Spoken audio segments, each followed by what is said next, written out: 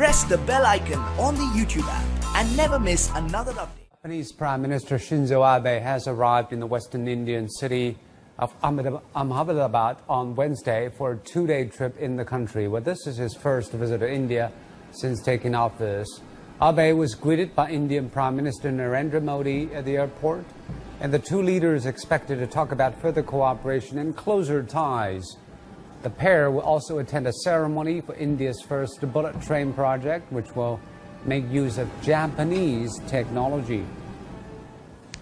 And more on Abe's visit, let's bring in our correspondent Shweta Baja live from New Delhi. Shweta, this is Abe's first official visit to India, the South Asian nation. What is the primary purpose of this trip, and what are the issues on the table? Well, first of all, the top on the table is strengthening ties between India and Japan. Remember, India and Japan have had good relations for decades now, and then this entire meeting is to strengthen it. If you look at Abe's visit itself, it started from Narendra Modi's hometown, which is Ahmedabad in the state of Gujarat. He was the chief minister of that state before he became India's prime minister. He also becomes only the second head of a state to be received by Modi in his home state. The first one was Xi Jinping. He took Abe and his wife, and they both changed in Indian attire, after which they went to Sabarmati Ashram. It's a hectic day for them, and of course, as far as the issues on the table are concerned, economic ties remain top on it. Defense ties, that's also something that both the countries have been having a conversation about. Even before this visit started, there's expectations of deals being signed in the defense arena. We are also looking at, of course, that big launch of the first bullet train of India, which is more symbolic than anything else. On the economic ties front, there are many areas where India wants Japan's help. For instance, of course, Modi's pet project of Make in India, where a whole lot of investment is expected to come into India. Many Japanese companies already are there in India. More investment expected.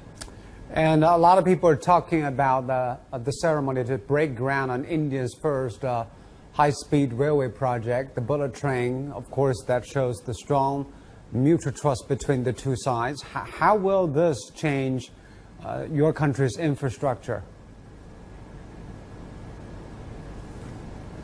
Well, if you look at India's rail infrastructure, it's in dismal state. But if you look at the bullet train itself, it's really symbolic. It's the first bullet train that India will have. The amount of money being spent on it, the project itself is worth a massive $17 billion US.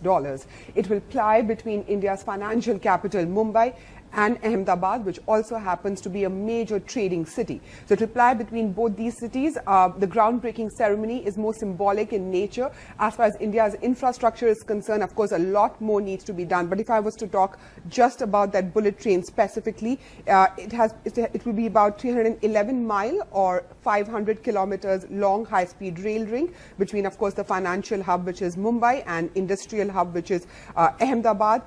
The entire work will start on Thursday. India's railway minister, who's Piyush Goyal, said this technology will revolutionize and transform India's transport sector. But remember, as far as this is concerned, much more needs to be done. Many other bullet train needs to be built, and everybody is questioning why wasn't the first bullet train between India's capital Delhi and India's financial capital Mumbai, really, which has a whole lot of trading going on between both these places. Also, a whole lot of people movement that happens between Mumbai and Delhi. But all in all, very symbolic in nature, India's first bullet train, which will be launched by both the heads of state. Does it mean that India will stick with the Japanese technologies?